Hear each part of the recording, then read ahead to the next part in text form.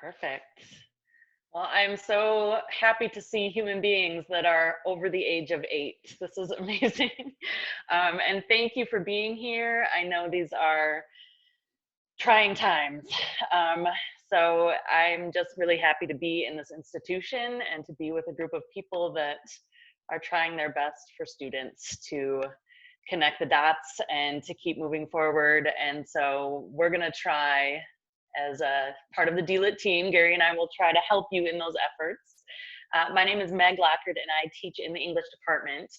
I am also the Quality Matters Coordinator for GRCC, which means I can facilitate face-to-face trainings on behalf of Quality Matters.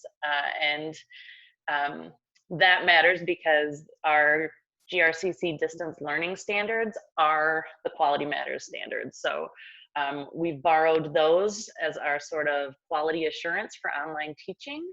And those will be some of the things we'll be reviewing today. So I have a presentation that I'll share and we'll work through that. And there are moments in the presentation for questions. And so I'll make sure we stop and you all can unmute your mics if you have a question, or you can post it in the chat. But we have so much to talk about today. It has the potential to be a little overwhelming. So just take a deep breath. We're gonna get through it. But we will be able to talk through this, talk with each other, gather ideas. Hopefully you have something to take notes with if you need to take notes. And I'm going to move over to my screen share. Technology, don't fail me now. All right, so throw me a thumbs up if you can see my presentation on your screen. Yay, it's working. Okay, so we have officially started our introduction to the GRCC distance learning standards. And this is why we are here. Our whole goal is to get you all the help you need creating quality online courses. But there has been a lot of confusion as to like who's able to teach online, what courses are able to go online, how do we get certified, do we still need certification? There's just so many questions out there. So I sort of wanted to start with some clarifying points. We've created this session to support any faculty looking to improve their online courses, but especially those faculty who find themselves in the position of teaching online unexpectedly or for the first time. So we're here to sort of navigate those waters. And also some of you might be teaching this summer. And if that's the case, hopefully you've gone through the online hybrid certification course, but if you haven't, this will help you like in preparation for that course. And then if we look farther out, if we're looking at fall and you either plan to teach online in the fall or think that maybe you might be asked to teach online, then we're hoping that like, well, we're not hoping, the OHCC course is still required further out. So we've scheduled several extra sessions of that for this summer. So this session is just to give you sort of an introduction to those standards, like what makes online learning as opposed to emergency remote teaching, if you've heard that phrase yet. And this course doesn't take the place of the OHCC, but it will help you envision your online course or how to create an online course. So we're here to be better instructors online, really, is the thing. GRCC has distance learning standards because, like I said, this is our way to assure that we are providing students with quality courses. And we have aligned our standards with the Quality Matters rubric or standards because they are nationally recognized, they do all the research, they stay on top of the field, and then we just kind of follow their guidance. So if they update their standards, we update ours. It makes it a lot easier than creating our own set of standards.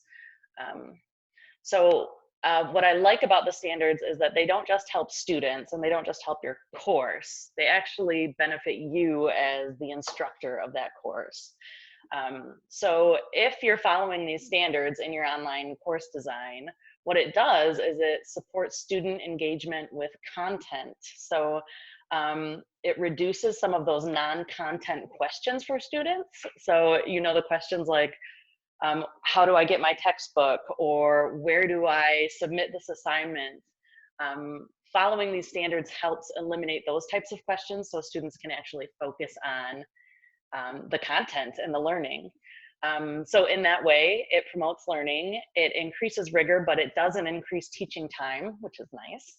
And it empowers students. When they feel comfortable in an online class, they feel empowered in their learning.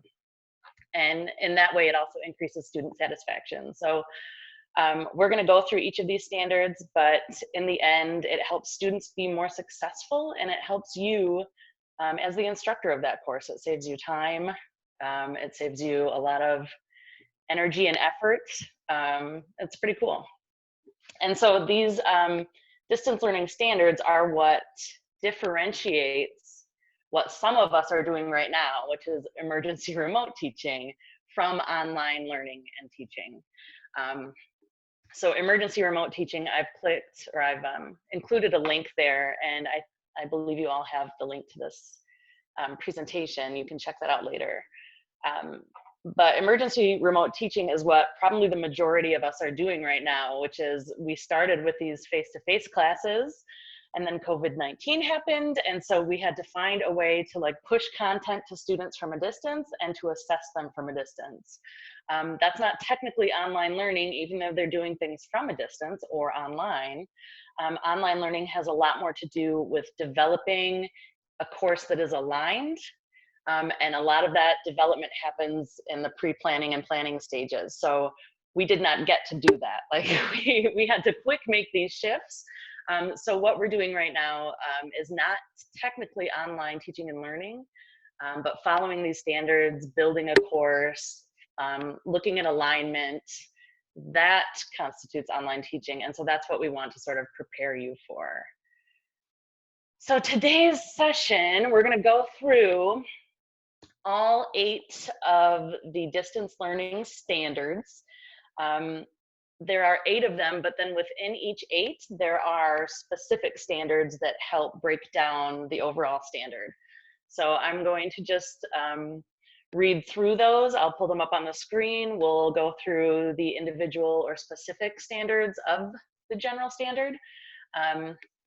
And then we'll discuss them. We'll take them one at a time and talk about them. What are the implications of these standards for your own course? How might that look in your course?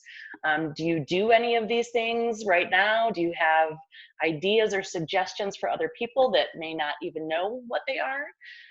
So we'll take each standard, we'll sort of break it down, and then we'll share our ideas for implementation. And so make sure you're writing things down when you hear other people's good ideas, because personally, that's how I like to do things, is steal other people's genius. So it's not plagiarism though, for sure.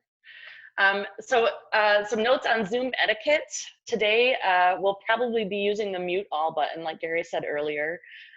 That's not to silence you, but our group is so large that there's bound to be some feedback, some audio feedback. And I know that I have 2 kids somewhere that are being very quiet right now that might not be quiet through the whole session. So we're putting everybody on mute. But that doesn't mean you can't communicate with us. So if you look below, you should see that chat button, and that should pop up. You can add questions, comments, especially add them as you're thinking of them and as I'm talking, so that we don't forget to go back and address those. Gary is going to be monitoring that chat forum, but thanks, Gary. But if you have a suggestion or an answer for someone, please engage. You are all very good at what you do, and I'd love to harness your expertise as well. So don't be shy about replying to people and adding your voice to that chat forum. And then there will be times where I'll be asking questions, and I believe there is like a little raise your hand button somewhere. Not exactly sure. But there are ways that you can like put a little icon on your screen and sort of call yourself out, so we can call on you or talk to you. So there are lots of ways you'll be able to engage. But unfortunately, with a group this huge, it's going to be a lot of me talking at you. But do use that chat forum. We'll come back to that in just a second. So I do want to ask if any of you have questions to start us off. I cannot guarantee that I'll know the answers, but I'd love to field any questions you have now in regard to all of this. And you'll either have to unmute yourself. I don't know if I have my chat thingy.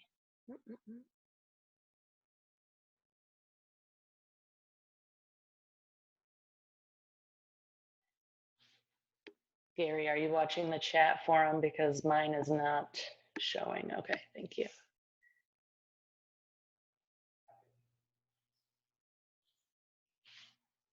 This is always the part where I never know how long to wait. Like, have I waited too long already? Should I move on? Or is there someone like about to ask something? I don't want to cut you off.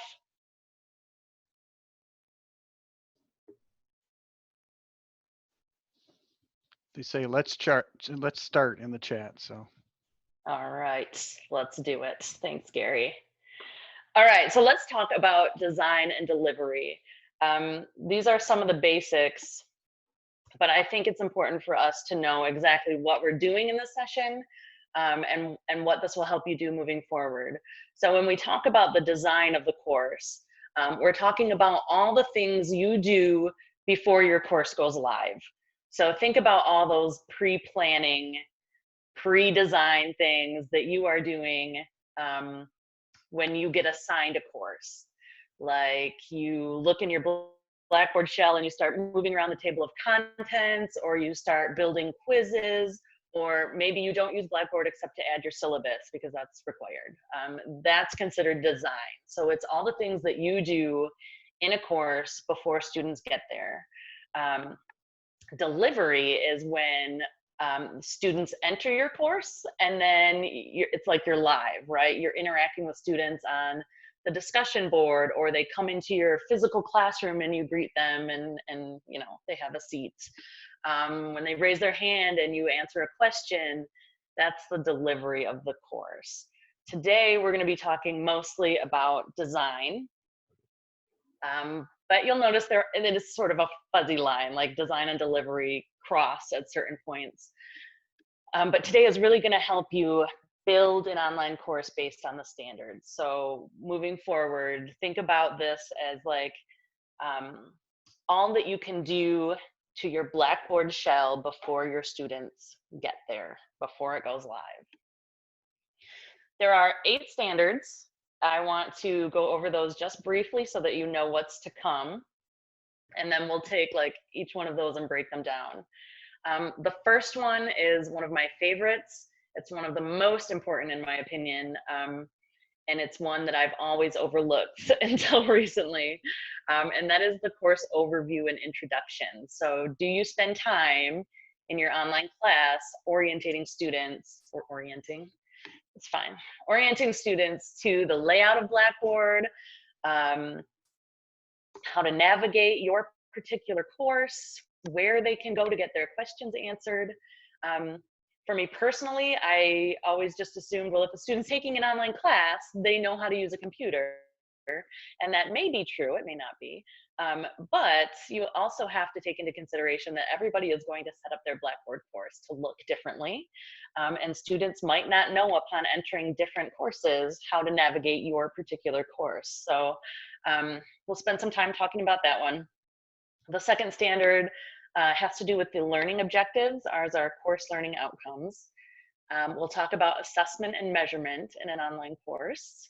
We will talk about instructional materials, learning activities, and learner interaction, course technology, learner support, and of course, accessibility. You'll notice that the middle ones, there are 5 that are in bold. And those are because they all have to do with alignment. In order for any course to work, face-to-face or online, we have to have elements that align, which means that all of those necessary pieces help students meet the learning outcomes or objectives. So if you have a certain learning objective, That means you have to assess it. And to get to that assessment piece, you have to have learning materials in place that deliver the content. You have to have activities that help students practice or apply. And then you'll have to use technology to get them that material or have them do the assessment. And all of those things have to be tied together in order to work.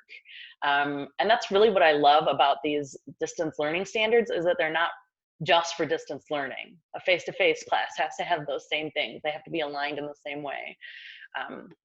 So this is usable even if you don't intend to teach after the summer or fall online. If you are strictly face-to-face and prefer that, these will help you in that as well. So you'll see this little Quality Matters symbol that looks like the Roman building. The learning objectives are on the bottom. That's foundational. That's where we start, right, with those objectives. And then we have an assessment roof on the top because that's our goal. That's where we want to get. And then those 3 pillars sort of support or lead us from objectives to the assessment. Those are the materials, the activities, and the tools.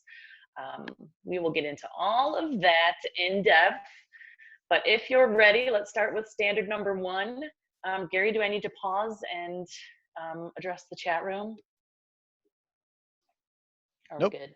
Nope, I don't see All anything. right. We're plugging along. Let's do this. Standard number 1 is the course overview and introduction. This is the first general standard, which says that the overall design of the course is made clear to the learner at the beginning of the course. And so if we were to walk through a breakdown of that general standard, it looks like this. Number 1, the instructions make clear how to get started and where to find various course components.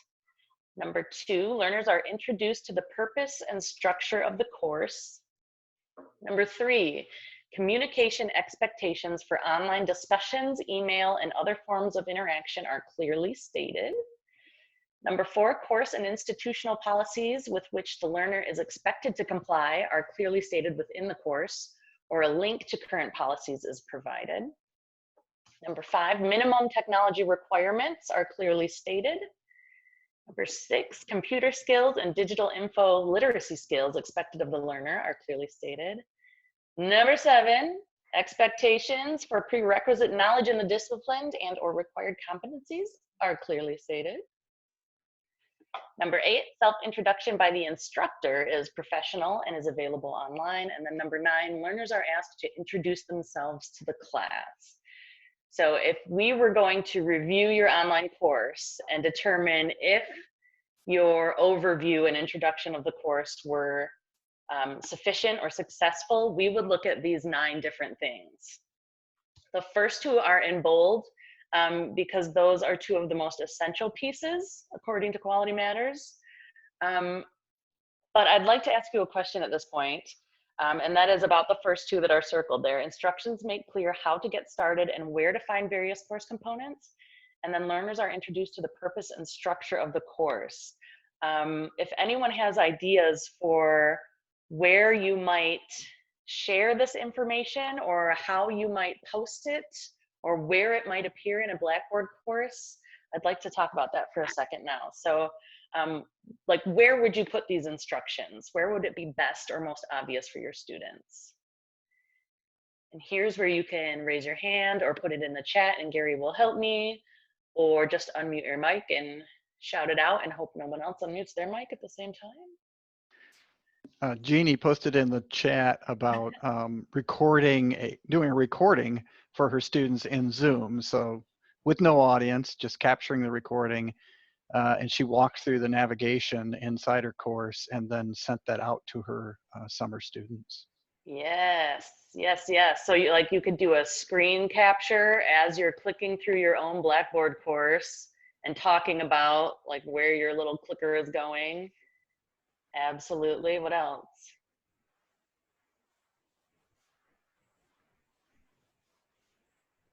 So there's a question in the chat about delivering a course and whether we're just talking about delivering it in Blackboard or on other platforms. These standards work for any LMS, any learning management system. I'm using Blackboard because it's what the college uses. So I just call it Blackboard. You could do this in Canvas, D2L, all the other ones as well. So the standards don't change depending on what platform you're using. You can create them, or you can follow them in any LMS. I'm not sure if that answered the question. Yep, somebody mentioned also doing an introductory letter out to students. Yeah, I like that. Absolutely. So like, where would you post these, your instructions for how to get started? Or the purpose / structure of the course? Where, like, what are your ideas for where in Blackboard to add them? I would just add them in the announcements and then also tag it in an email. Yeah, I like that too. I think it's really easy to get lost in Blackboard sometimes, and I think it's easy for students to get lost in there. So if they can't function in Blackboard without the instructions about how to function in Blackboard, then it's going to be a mess right away. So I think the faster you can get students this information, the better. Post them in the announcements, send them in an email. If you're creating an orientation folder, make sure it's titled orientation. Absolutely. Look at these next five. Look at these next five, 3 through 7. Expectations for online discussions, course and institutional policies, minimum technology requirements, computer skills, expectations for prerequisite knowledge. Where is all this sounding like? Where can we put all of this stuff?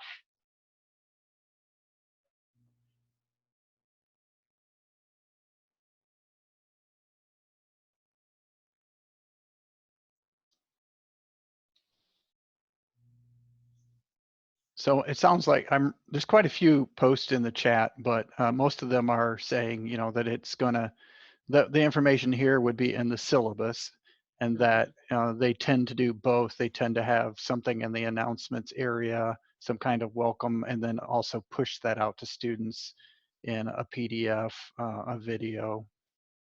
Yes, yes, yes. That was my first thought as well. Like, this is all important information, but it's also information that I think is really appropriate for the syllabus. I'm not sure that, yeah, I don't know. Like, you could send it to students. It might be overwhelming at first. So maybe like the first two are something that you would send them, the welcome and the here's how to click around. And then maybe the syllabus with all this other information could be in that orientation folder so they could get to it early, but maybe not right away. And then these last two, an introduction by the professor and an introduction from the learners themselves. Somebody already mentioned creating a video and posting that. That could very well be your introduction of yourself, plus like how to navigate Blackboard. What are some other options for this though, and where would you house this in Blackboard? I always do this at the discussion board. I have their first assignment is to introduce themselves to me and the other students in the class, and then they can upload a recent picture if they would like. Does anyone use anything other than the discussion board for like introductions or introducing themselves? A lot of people are saying discussion board, but one person mentioned a Zoom meeting. So actually having the students join them. I actually use a blog to do the introductions. There's the blog, the Zoom, I like that. The discussion board, I think, is probably one of the most popular.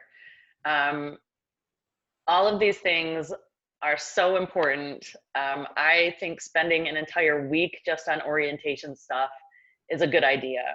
I never used to. I used to just jump right in, and it was kind of like sink or swim that first week. And I found once I created a unit, just a week-long unit that was titled orientation, that covered all of this stuff. It had a syllabus quiz and maybe a practice assignment upload and the introductions. Having students, giving them the time to do that before moving them into the content of the course was so beneficial. It really reduced the questions I got about navigation. It helped students gain a better sense of what we were going to do this semester. It allowed them to read the syllabus without like feeling really stressed about doing it and having to read the textbook chapter the same week. So I think this is a really important standard, and I'm not surprised that it's the first one listed. And it sounds like you all are doing a lot of these things anyway, which I think is great. Just being really intentional about where you put it in Blackboard and how long you give students to do it, I think is a really good idea. Meg, there was a question about tool usage because you asked what else besides the discussion board. Yeah. Matthew asked, what's the difference between a discussion board and a blog? Ooh, go ahead, Gary. You use the blog. Yes. So why I chose to use the blog tool is because it's not a threaded discussion. Instead, it allows them to have, a page area where they can put a picture, they can answer some questions, and then you can kind of scroll up and down the page and see everybody's introduction, and then you can make comments underneath of it, just like, a regular blog would be. So sometimes discussion boards work well for high volume threaded discussions. I just find the blog tool works nicely for introductions. Agreed. Oh, Gary, you're gonna have to keep talking. I got a little dude in here. So yeah, somebody mentioned a syllabus quiz also. Some people will use those, so they'll communicate those things that are in 3 through 7, and then maybe ask students afterward, what they got out of the syllabus. Somebody just asked, is a blog feature in Blackboard, and where would we find that? Yeah, it's one of the tools, just like discussions. So if you went into a content area and went to the menu and picked a tool, you could pick blog or various other tools. Somebody mentioned Kahoot. Hillary mentioned Kahoot. So that's a great tool. That's kind of an external tool, but it makes the course more interactive. Thanks, Gary. You totally saved me. Anytime. So it sounds like there's like a 3 post about Kahoot. So if somebody wants to throw in a link to the Kahoot tool, maybe that would be beneficial. Agreed. Yes. I'm sad that I can't see my chat. I think it's because my screen is full of my presentation, but thanks for keeping up on that. Yeah, I'm going to move on. Oh, I was just going to say, yeah, if you go to your menu in the top, like if you click on the window that you're sharing, and I think part of it is because you're in full view in your Google Slides, but if you can get to the menu, they can go view chat. No, I'm not very tech savvy, so I'm not even going to try. So let's talk about standard number 2, which I can't see because there are people's faces over it. All right, that's all about learning objectives or competencies. These are our course learning outcomes. The learning objectives or competencies describe what learners will be able to do upon completion of the course. I'm going to go sort of click through these. I believe there are 5. Right now, the course learning objectives, course learning outcomes are what they are, right? We're not changing those for this summer. Most of us don't even have the capacity to change them. They're set, they're voted on by the department or however your department handles that.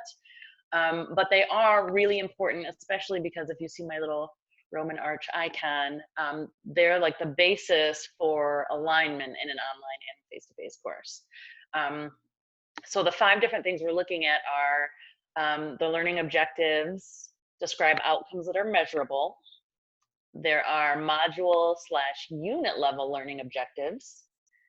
The learning objectives are clearly stated and they're written from the learner's perspective.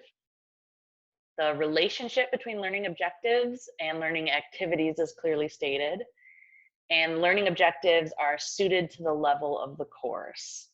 I've got number 2 highlighted because this again is not something I was really used to doing when I started teaching online, and that is creating additional objectives that have to do with the module, or the unit that I'm working on.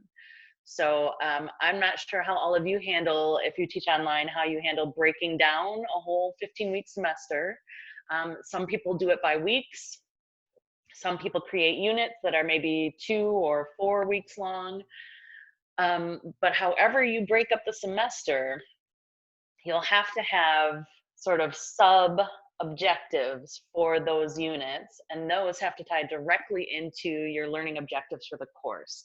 So think of those learning objectives as like this, one of them would be like an umbrella objective, and then to meet that objective, you're going to do these 5 or 6 things in a unit. So I think it's really handy to like list your course objectives and then decide how you're breaking up your semester, modules or weeks, or however you want to view it, and then creating sub objectives for those the module level work that you'll be doing. And then the other one I think that is also really important that we can control is the relationship between those learning objectives and the learning activities. Again, that's not something that I really even thought about. And in fact, I thought like, why do students need to know that? Like they don't really care, right? They're just going to do the activities anyway. But I found that when I took an activity or an assignment and I said, this will help you fulfill this learning outcome or objective, students stopped asking, why are we doing this? It was like immediate and awesome. And these are things that we can control, just like one little sentence somewhere in the unit or in the assignment itself that says, you know, completing this fulfills these 1 or 3 learning objectives, I think is really helpful. So I'd like to open it up now. We'll see what people are saying on the chat. Does anyone do this? Does anyone create module level objectives? Does anyone specifically tie assignments or learning activities to objectives? And if so, how does that work for you? Where do you do it? Can you share any best practices with the rest of us?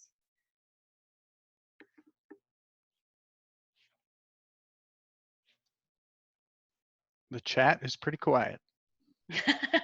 Crickets. So I'm not the only one that just did not do this ever.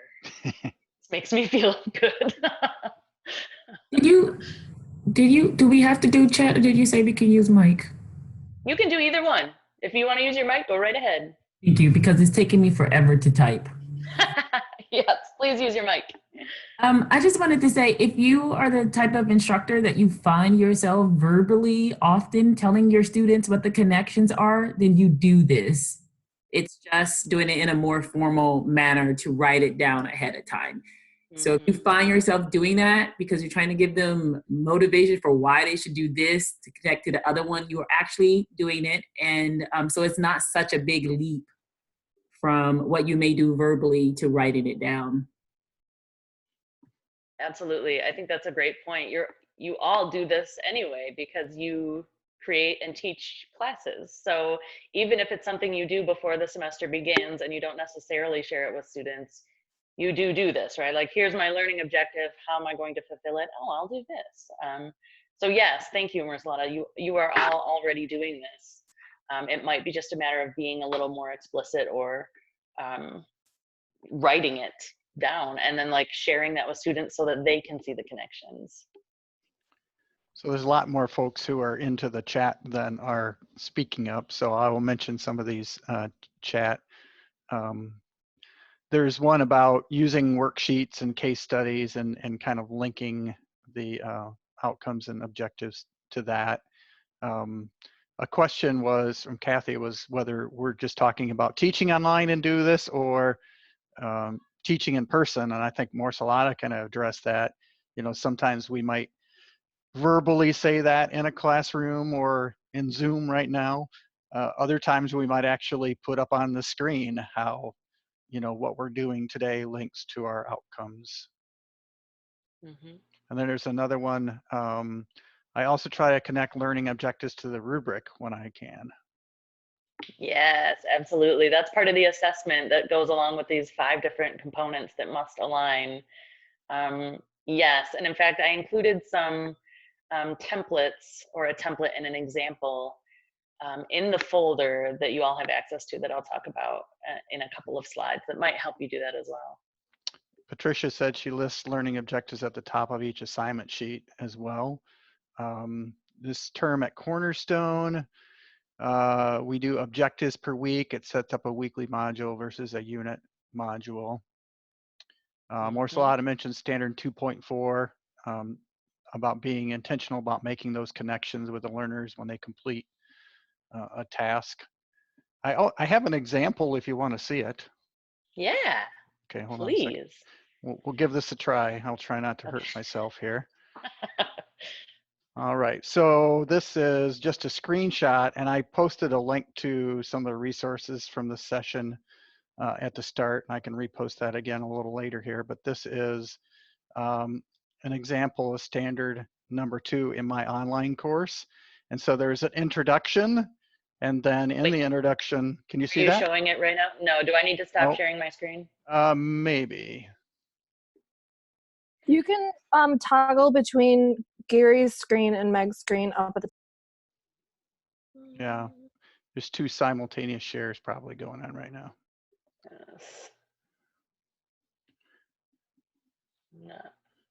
Maybe it's just me that can't see it then. Is everybody else able to find Gary's screen? Do you see that? No, I don't see Gary's screen. Okay. Let's see here. Chat gonna- says. Should I stop share? I can stop. Yeah, sharing. if just for a Okay. second, see if that helps. Oh yes. Okay, you got it? Got All right. it. Yay, now we know the secret.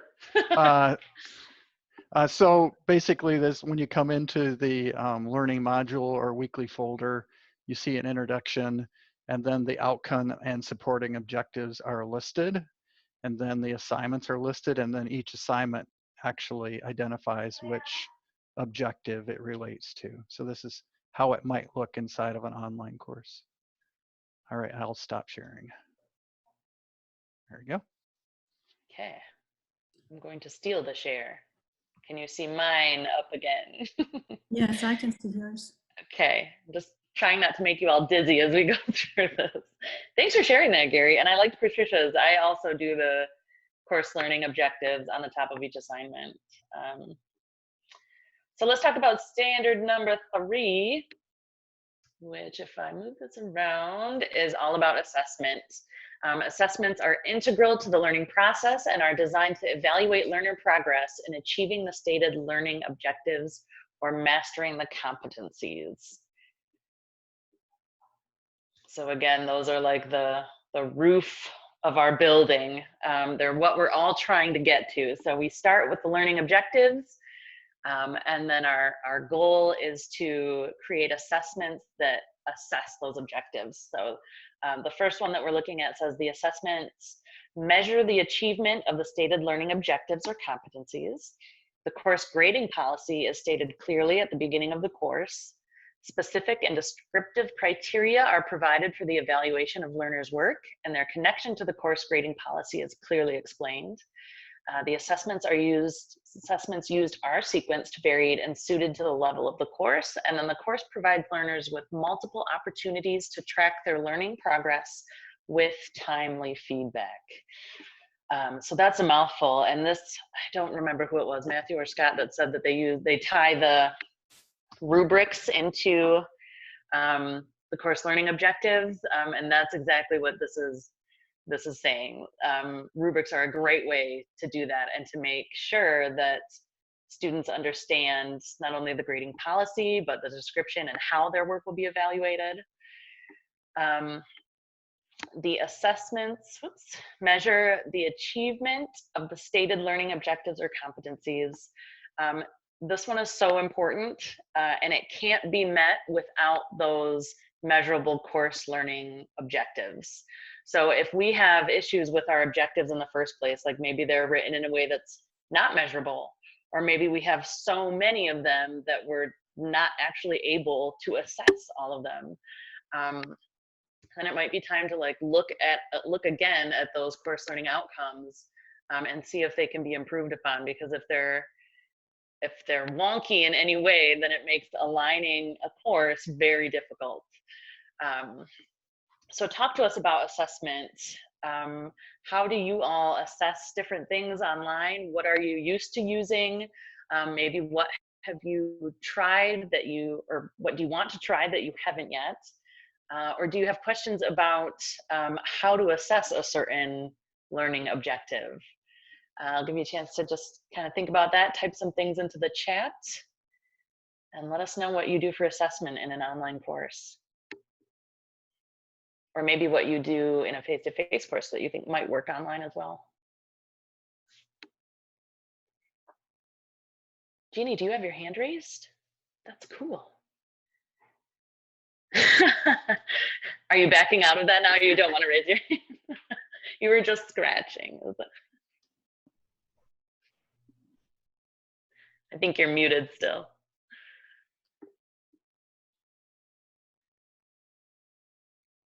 Actually, this was a hand wave from a while ago, but I do have something I can add to what you asked. So, teaching math and science has been a little bit of a struggle in terms of like we have to analyze graphs and things like that. So part of this COVID experience, you know, many of them didn't have printers, so they didn't have access to be able to get graph paper. So just kind of dealing with some of those issues, it was pretty easy to create assessments within Blackboard. I had never done it until this semester, but you know, some of those uploads that had graphs and stuff were just a little bit more challenging. Mm-hmm. So did you create assignments that students could then submit work to or documents to? Or was there a different way that you created assessments? Like, did you create a rubric in Blackboard? No, I've never done that yet. And I guess I need to learn how to do that. But like other than, like I have point values on every question, on every assignment and every test. So, but I don't say within like a 3-point question that, you know, for getting a label is -1/2. It seems like that would take a whole bunch of time that I don't know. I guess you know, other than me saying, don't forget the labels at the top of the quiz, I think it would be hard to do that with every question. I don't know. Yeah, and you're creating then like tests or quizzes in Blackboard that they complete. Yeah, that makes a lot of sense. I don't think you'd have to do rubrics for that really. I would think a rubric would be more necessary if it were a different type of assignment, a written assignment or a presentation or something like that, where they had multiple different points they had to meet or criterion they had to fulfill. Yeah. Meg, I just want to read some of the chat. I would say for the most part, these comments are related to the tools used. So we've got Top Hat, browser, lockdown browser, monitor, multiple choice within Blackboard, a variety of different tools, portfolios, and I guess I would say those are all great tools. It shows that you are using a variety of different tools. But one of the focuses of this standard is that the assessment measures the achievement of the outcome. So whatever tool you do use, and there's diverse tools used, make sure that it actually is measuring the outcome. So I was wondering if you could talk a little bit about like the wording of the outcome and how an assessment would measure that. Yes, right. So if one of your CLOs says something like summarize X, Y, and Z, or summarize this concept, you could not do a multiple choice quiz because that verb summarize would require students to sort of prove their knowledge through discussion. So they'd have to write or they'd have to speak, they'd have to in some way, if you had, you could do a quiz, but they would have to have like long and short answer questions that students could actually summarize within that quiz.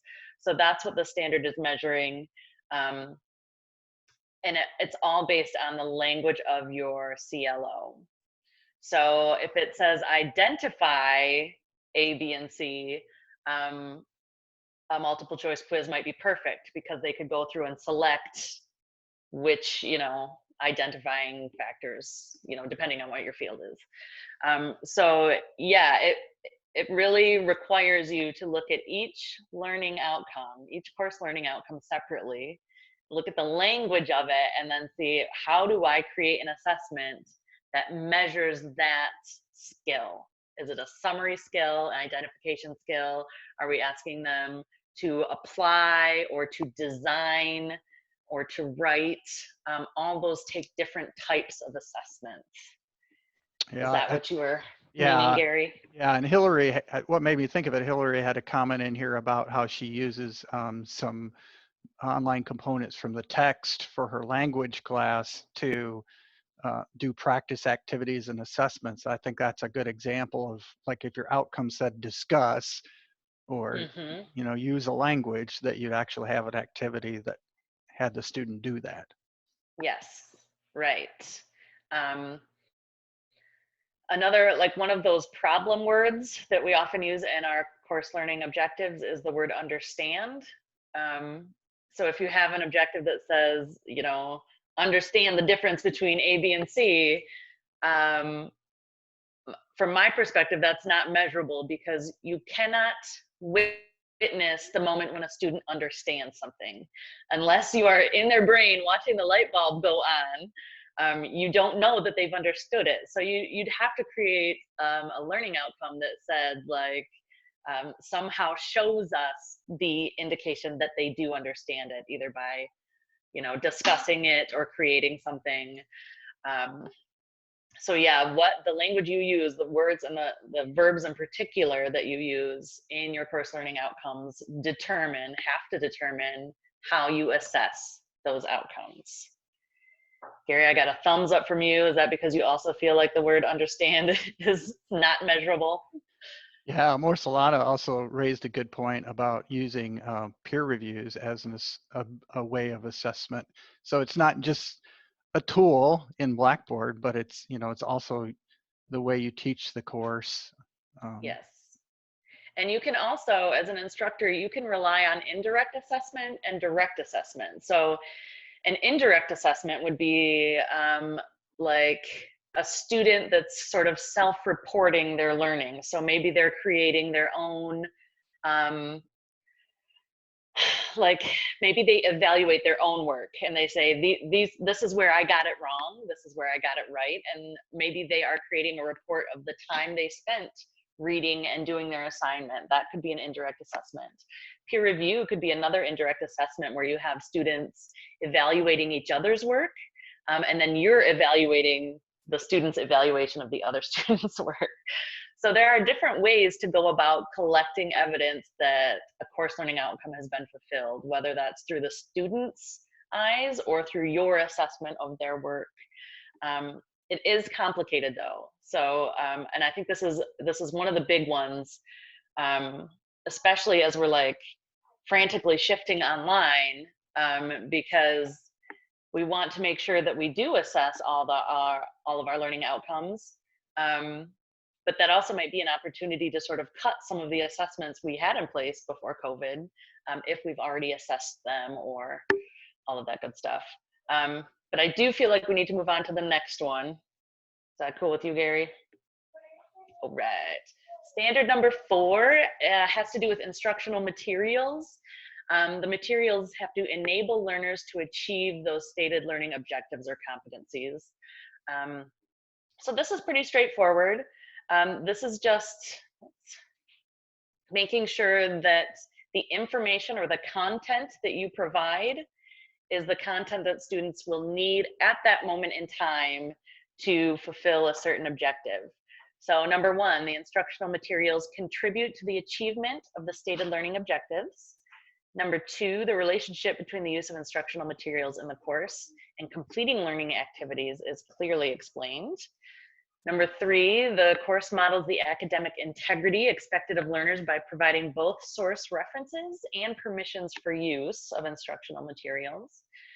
The instructional materials represent up-to-date theory, and a variety of instructional materials are used in the course.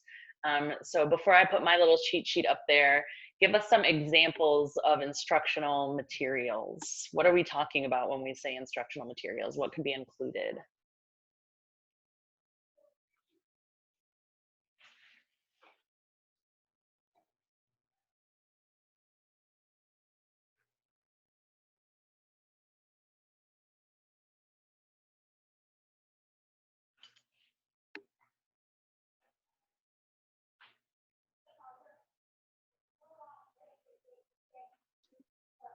right, Karen mentioned PowerPoint presentations.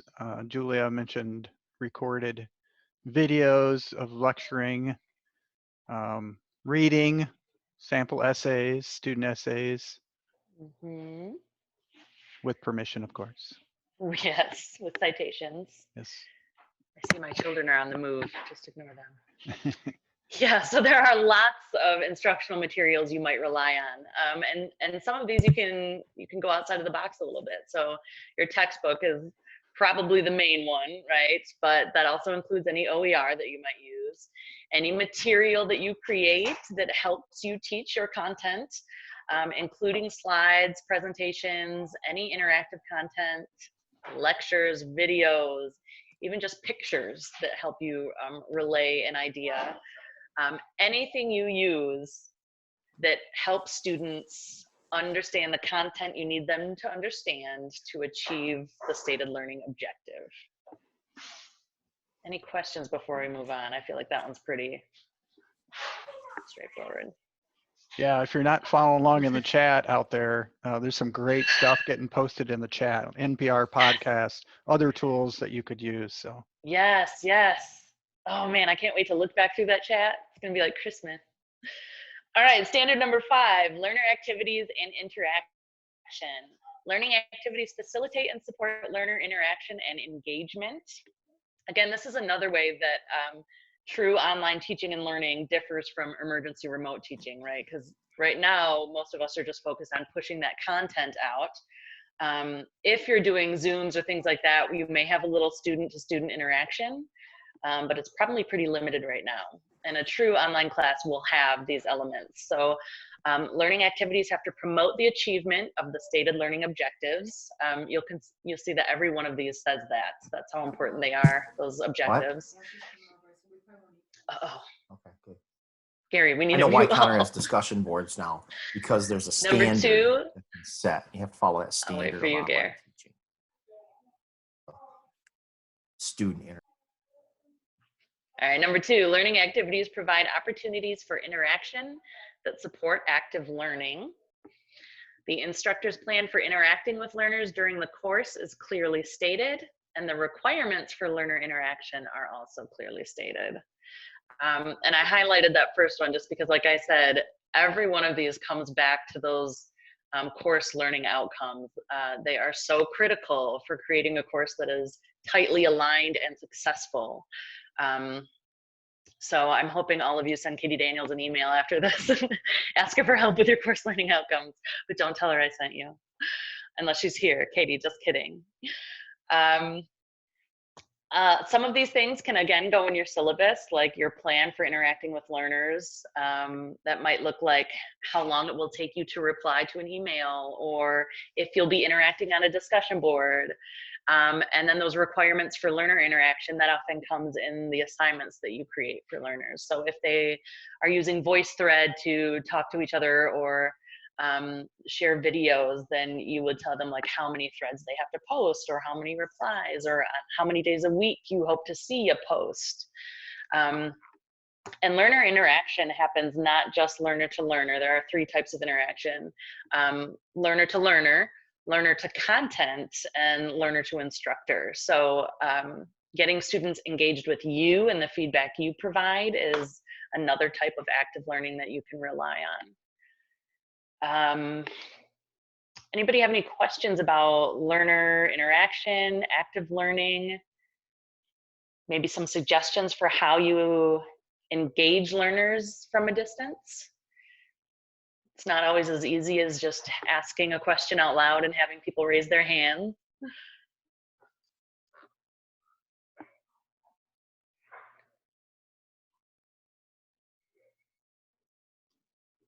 I think some of them are looking for suggestions from you.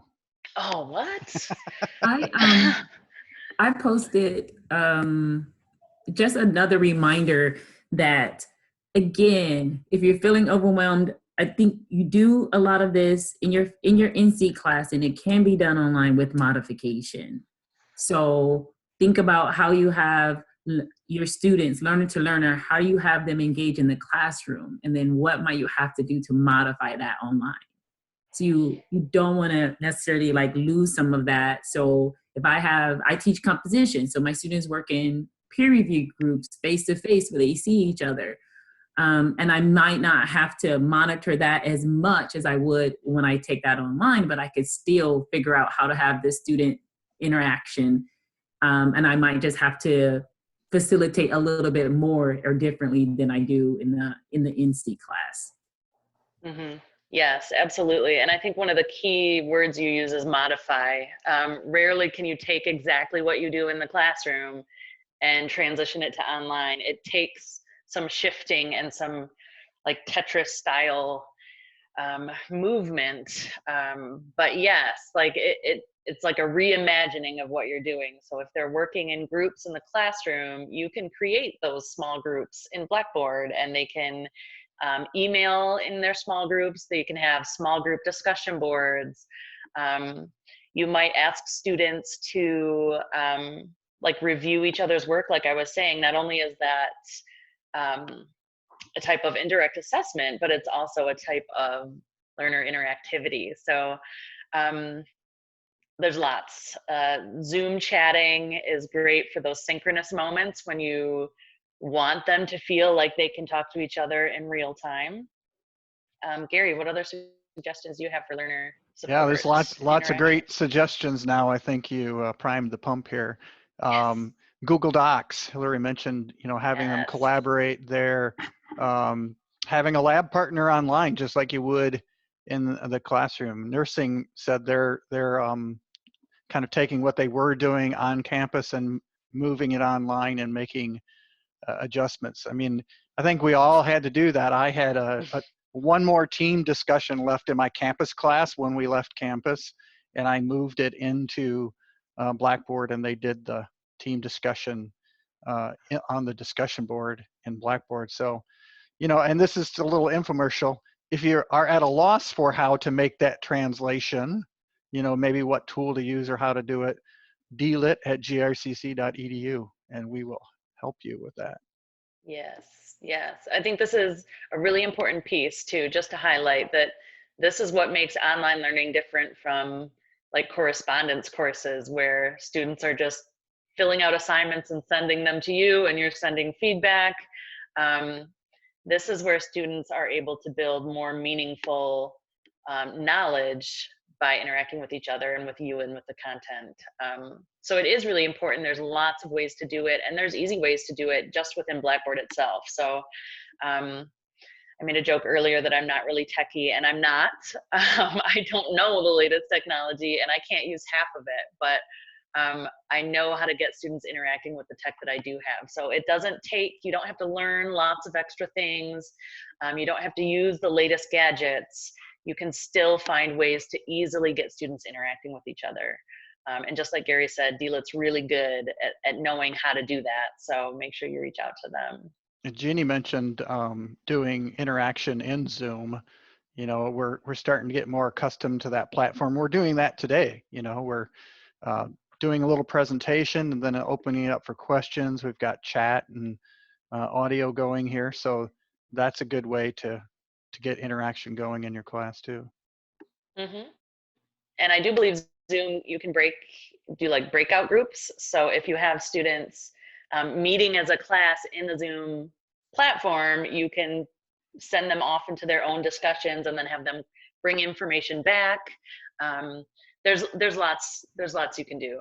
But like I said, I don't feel pressured to learn the latest tech. And if you're not a techie person, stick to what you know, and you can still create interaction out of those things. Yes, go ahead. I saw someone post a concern, and there are concerns about Zoom, but Zoom, they are actually making a lot of updates and improvements. And there's some things you can do as an instructor to mitigate some of the security issues. And I just say that because I was in a Zoom session where they used the breakout rooms, and that in and of itself made me want to learn how to use it. It was amazing. Was it good? It was great because you could randomly put people into groups, you can assign them, and then you, just like a classroom, but you go into each group as the facilitator in and out of each group as if you were like walking around a classroom. You can time it And when the time is up, they all come back. So it's worth looking into. That's excellent. I've never actually used that feature, but I've wanted to.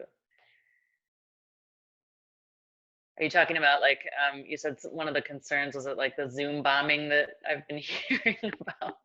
Yeah, there are things you can do, ways to keep yourself and your students safe. Let's move on. We're doing really well on time. Standard number 6 out of 8 has to do with the technology. So we don't use tech for the sake of tech.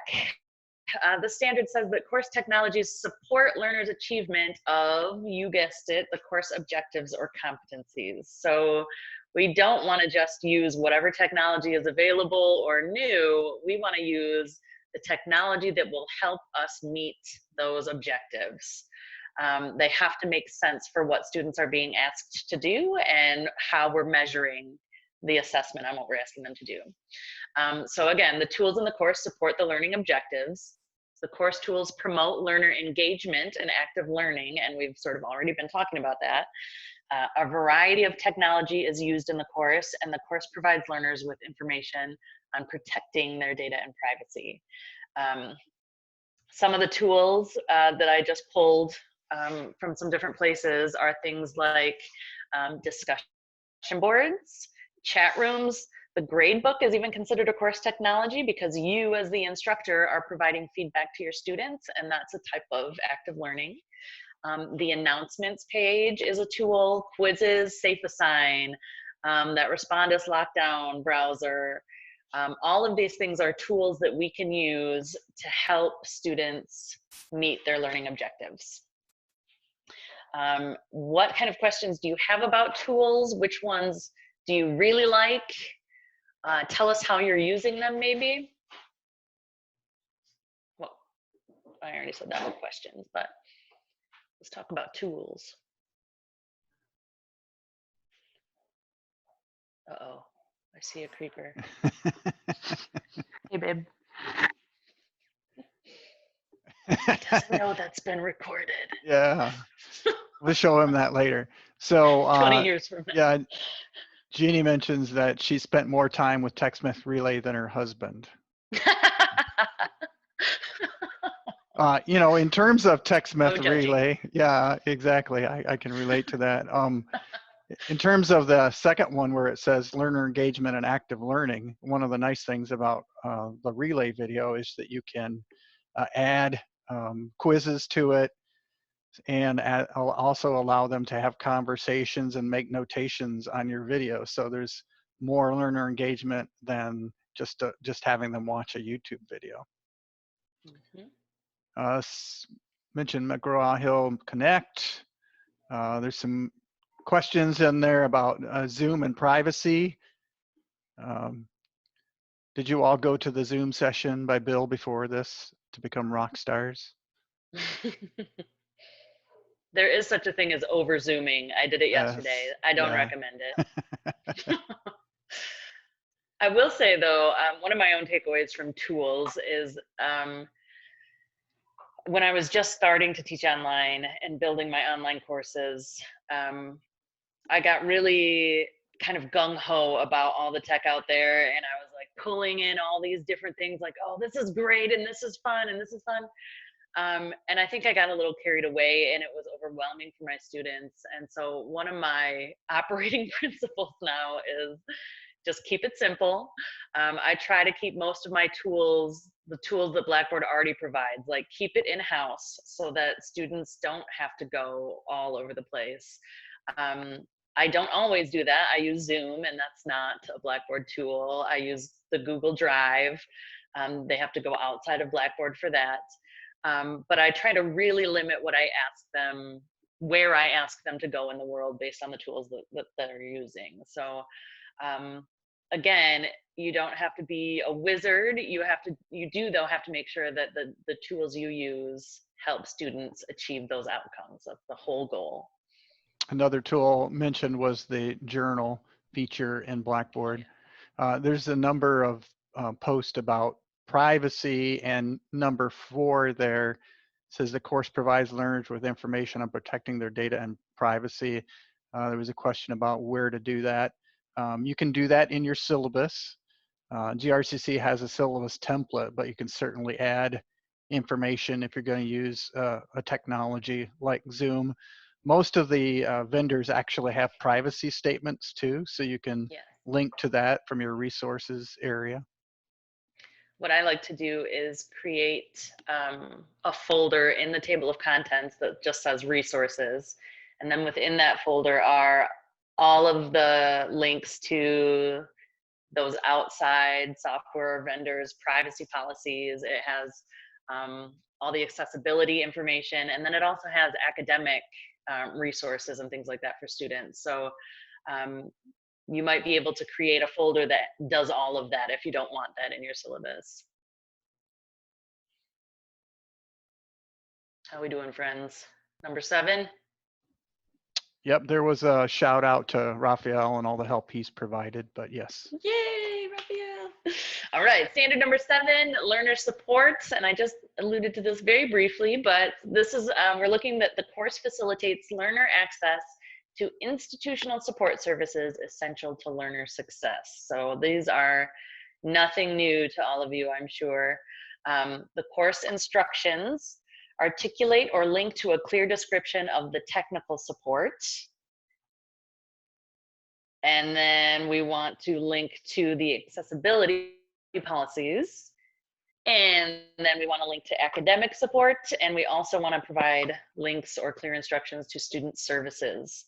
And again, I find that having a separate folder for all of these things keeps them in one place. You can even call it like the get help folder or something, so that students know if they need help, they need to look in that folder.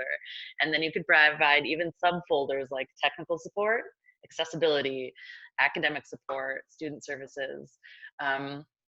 But all of these things are so important for our students to be able to access from a distance. If we're teaching online, we cannot expect them to be able to come to campus. And in times like these, they're not able to come to campus. So having things like a link plus a phone number plus maybe even an address or something like that, or some key names in that office or of that work is really, really important for students. So, questions, comments, concerns? Yeah, there's a lot of the discussion is about Zoom and using different tools, but the ones now are about what's included in the syllabus template. What adjustments would we make for remote or online courses? I've got some samples of that I can certainly share. More Solana said about Standard 6, providing links to policies and campus resources in the syllabus and on the Blackboard help for times when learners may not be able to log into Blackboard but have downloaded the syllabus file. It might seem like overkill to us because we know, but I do agree that like putting things in multiple places is a good idea for students. How many times have you gone through something and thought like, I just saw that, where was it? So it helps having things in different places. I have a question. If you, like I've been requiring Zoom meetings twice a week in the normal class time this semester, but how would you require them to attend a Zoom meeting in an online class when their schedules are going to be all different? Yes, that's actually, Gary and I were just talking about that before you all logged on. There's lots of, well, not lots, but I think there are a few different ways to handle that. What I do in my fully online classes is anytime we sort of switch directions in the course, or I feel like there's more explanation needed, I'll schedule a Zoom chat. I'll actually schedule 4 of them at different times and on different days. And it'll be connected to points. And if students can't make one of those Zoom chats, it's linked to an alternative assignment so that if they can't come during any of those times, then they do this written assignment and submit it in place of that Zoom chat. So I do think you have to be careful about like requiring chats, especially if they're synchronous, because we just don't know their schedules and we can't presume that they'll be able to do that or that they'll have the technology to do that. You could also, you know, if you wanted to connect Zoom chats with points, you could make a recording and then have them view the recording and maybe complete a quiz or something like that. Gary, is that along the lines of what you do? Yeah, I'm reading through some of the comments. Yeah, even for my campus class that we had to start meeting via Zoom, I had them meet during the scheduled classroom time, but their schedules changed. Their employer wanted them to come in during that time. So I told them that we would continue to meet during that Zoom time, but then they could also go back and watch the recording and do an activity that would count for attendance for that. Yeah, that's what so I posted the link to the meeting. So I would record the meeting and post the link to the meeting, and then you can track whether they actually, you know, went there. Yes. Yes. My dyslexia is having a fun time with me trying to type. That's why I'm talking. It's horrible. But one thing you can consider is I use a survey, which I got from another faculty member. I use a survey for times I know I'm available. And I put that survey out to find the most available open times for students. I use that in my face-to-face to decide on my office hours. It's great because it gives people the opportunity to feel like they have some input in when I say I'm available, but it's been really useful for online. So then I can try to have at least 2 times a week for my online classes to have these synchronous meetups. And it's based on how they responded to the survey. And then they can meet, they can join either one of those. So using surveys I found is helpful. Mm-hmm.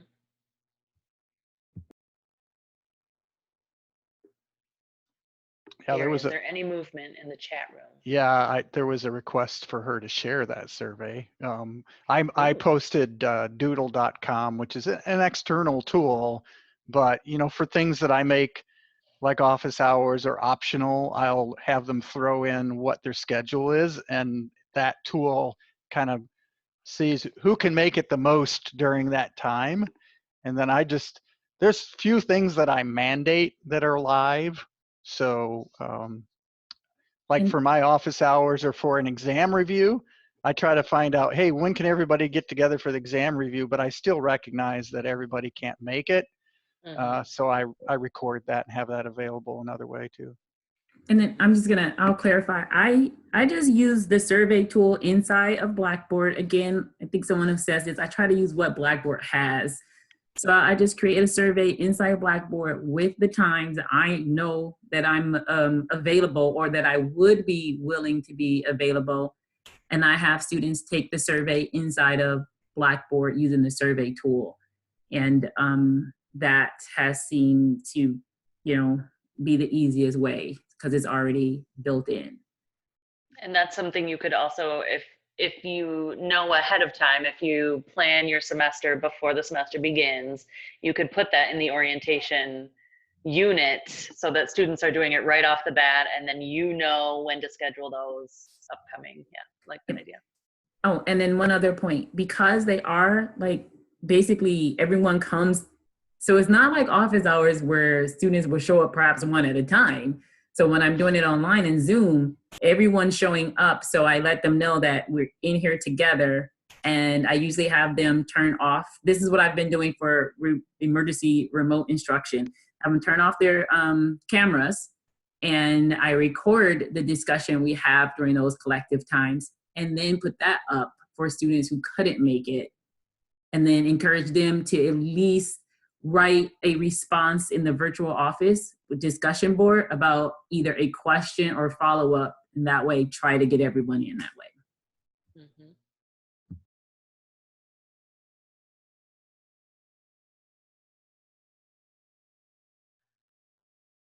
Okay, I'm going to move us ahead. Standard 8 is our final standard. That's accessibility and usability. The course design reflects a commitment to accessibility and usability for all learners. And this is a challenge, I find. So here are the things we're looking for when we talk about accessibility and usability. Course navigation facilitates ease of use. The course design facilitates readability. The course provides accessible text and images in files, documents, LMS pages, and web pages to meet the needs of diverse learners. The course provides alternative means of access to multimedia content and formats that meet the needs of diverse learners. Course multimedia facilitate ease of use, and vendor accessibility statements are provided for all technologies required in the course. What I like about these 6 points is that it's not just about accessibility, but usability is the idea that it's easy to use. And this includes easy to navigate. We want our students to find the information that they need easily and in different formats, right? So we want them to be able to hear it and or see it and or touch it. So all of these different accessibility and usability points, I think, are pretty loaded. They take a lot of work, right? Like if you're going to create a PDF document, we have to be sure that that document is ADA, that the tables are labeled and all of that stuff.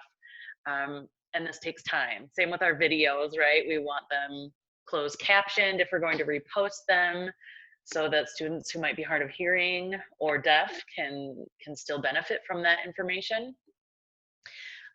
There's just so much to consider, and all of these have annotations that really explain in detail how to go about doing these. We're not going to get into that today, but this is definitely an important and necessary part of teaching online. And it's something that I've sort of swept under the rug at the end of this semester because I can't I can't do all of that and create these last minute assignments and assessments. And so this is another way in which online teaching, true online teaching, is different than emergency remote teaching. But I also know that DLIT is really great at providing different trainings and workshops and like how do we create accessible documents. And we've got our media people, Class and Simon, who work very hard to caption our videos and to help us create things that are accessible. So we've got people out there to support us, but it's a lot of work. So tell us about your experience with accessibility. Post questions if you have them, or unmute your mic and let's have this discussion.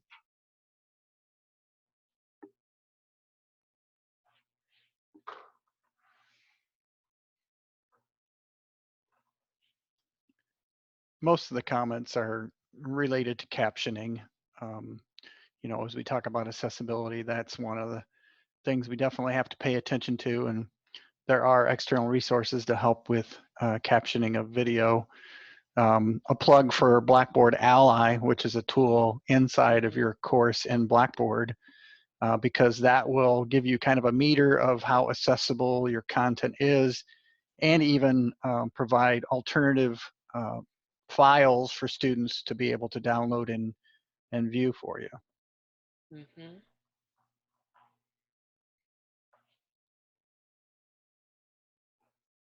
Yeah, I found that Blackboard Ally was actually really helpful. It pointed out several, I think, images that I had in my Blackboard course. And when I clicked on that little orange or red meter, it took me right to the place where I needed to change it. And I typed it in and hit submit or apply, and it fixed it. It was beautiful. I was impressed. Yeah, somebody mentioned, you know, Word has an accessibility checker in it too. Mm-hmm. So that is a good tool. There was a question about whether TextMeth Relay allows for conversion for captioning, and it does. There is the ability to edit captioning within Relay. I would just say if you have a short video that you want to caption because you're going to reuse it in your course, then you can do that. But if it's a longer video or someone else's video and you don't have the time, which who has the time to caption really long videos? that we do have resources on campus to help with that too. Mm-hmm.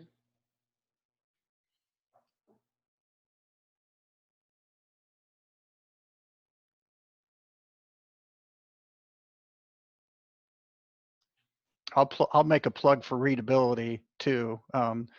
We focus a lot on making sure our content is accessible and, you know, navigation, but sometimes if, you know, you look at announcements or course content, there's huge paragraphs full of text, and it, you know, just think of it from a learner's perspective, breaking it down, adding white space, using bullets, those type of things help facilitate readability. Mm-hmm. And when you're trying to explain things in an online class, because you can't speak them out loud sometimes unless you plan to record yourself, we typically default to writing, and so then our instructions just get longer and longer and longer. Or maybe that's just me as an English major. But we do, yes, keep your students in mind. They can only handle so much, and if every page on Blackboard is massive amounts of text that they're scrolling through, it's going to be hard for them to get to where they need to get and to understand, even though you feel like you're being extra clear by all the extra explaining. It can sometimes be a barrier for students. So finding different ways to relay information or instructions, whether that's audio. You can do audio feedback in Blackboard. I'm not sure if you know this. So instead of like typing your feedback to students, you can click record and say, hey, Bob, I really liked your essay. This is what I'm noticing, and they get to hear your voice. So it's a lot more personable, I would think. So there are different ways to post your thoughts and to connect with students than just writing. So More Salata posted a link in the chat that folks should take a look at.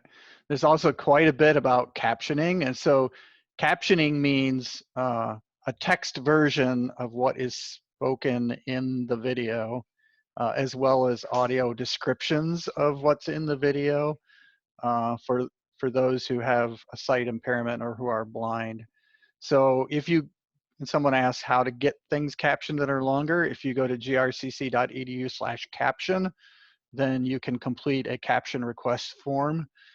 Certainly there's lots of requests right now, so if it's something you don't need right away, you could wait. But if it's something that you're going to use for the summer and you need it for a student, especially if you have an accommodation request inside your course, then that's when I would use that. Audio feedback, oh yeah, audio feedback in Blackboard. So it depends on what area you're in, but there's a way, like for example, if you're grading a discussion board, the quality and quantity of a discussion board post, there's a field where you can go into the feedback and it'll bring up more than just text, and you can click the button to record and record your audio file into it. But we can, if you want to email us, we can walk you through the steps or point you to a video on how to do that. I'm going to jump in, Gary. We've got just a few minutes left. We've made it through the 8 standards. These are the 8 things that we look for in a quality online course. And again, these are the things that make our courses true online learning and not just a Band-Aid to get us through the rest of the semester, which we're all doing the best we can. But moving forward, it's important to keep in mind that developing a course with the student in mind and student success in mind takes a lot. It takes a lot of work and planning. So moving forward, I believe Gary shared a link to a folder that has different resources in it. Some of those resources are the 8 standards that I provided. There's a light and a heavy version, so check those out. The heavy one has annotations. The light one doesn't. I also put a course map example and a template in that folder. And be gentle, this is me being vulnerable. I thought it might be helpful for you to see how I mapped out my English 102 course for those 5 general standards that have to be aligned. So you'll see it broken down by unit, and then course learning outcomes, materials, tools, assessments, all of that stuff. And then there's a blank one in case you want to do the same. I think that's one of the most helpful first steps you can do before teaching online, is to get all of your ducks in a row. So those are there for you if you want them. I think Gary is going to add examples. Those will be in there. And then after this, start building your courses. You probably already have your templates online. But take it one step at a time. Don't try to bite off all of this at once. This summer, and again after today's session, please reach out to DLIT. If you're teaching this summer and you haven't gone through the OHCC, you have the opportunity to pair with a faculty mentor who can answer your questions, take a look at your course, provide an observation for you. This is really the chance for you to sit down with somebody from a distance, of course, and work through some of these things together. If you haven't taken OHCC, you've got to do that this summer before you're able to teach online this fall. So the OHCC is a requirement for anyone who wants to teach online, but that requirement is being flexible this summer so that we can meet our students' needs during COVID. And then don't forget to be kind to yourselves. You're good at what you do. This is a lot of information. The fact that you're here on this Zoom meeting shows that you care. And so you're doing a great job. Try not to get overwhelmed, one step at a time. So be kind to yourself. Gary, do we have time for questions? Oh, we got lots of questions already in the chat. So excellent. Yes, we have raised the caps on the OHCC certification this summer. So if you go to the CTE registration page, you should see that there are openings now. There were just wait lists. So there's going to be multiple sections and multiple facilitators coming online to help with that. There's a question about mentoring and how that will work. I think we're in the process. Bill Knapp's probably the best person to ask about that, but in the process of identifying mentors, getting them trained and then assigned. So some folks said, I would like a mentor. He asked for us to add those questions to the survey. So make sure you fill out the survey about that. And it looks like quite a few of you already indicated you want to mentor, so he'll get that information. The OHCC is 6 weeks long. If you're on the wait list, there's lots of questions here.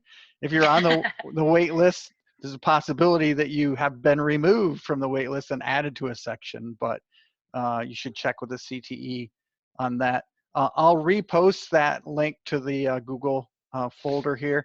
I'm also going to post right now a link to the emergency remote teaching versus online learning article that Meg mentioned. Let's see, what else is here? I think that was most of the questions.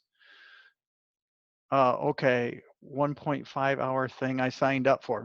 Hard to say. This was 1.5 hours. We do 1.5 hour optional Zoom sessions during the certification.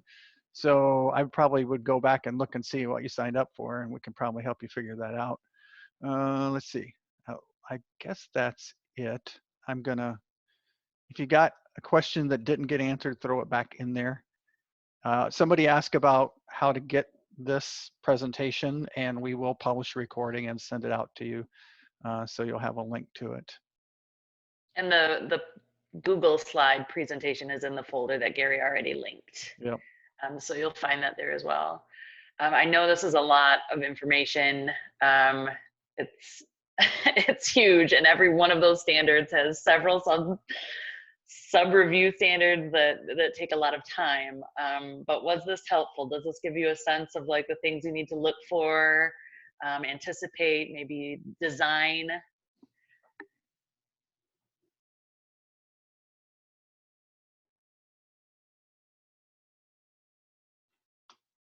There's still 34 folks here, and they're all silent.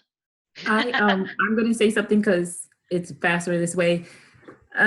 It's enabled for us to save the chat. So if you were trying to get that information and you save the chat, Zoom puts there's a folder in right on your desktop. Actually, when you hit save, it says view in folder. You should be able to click on it and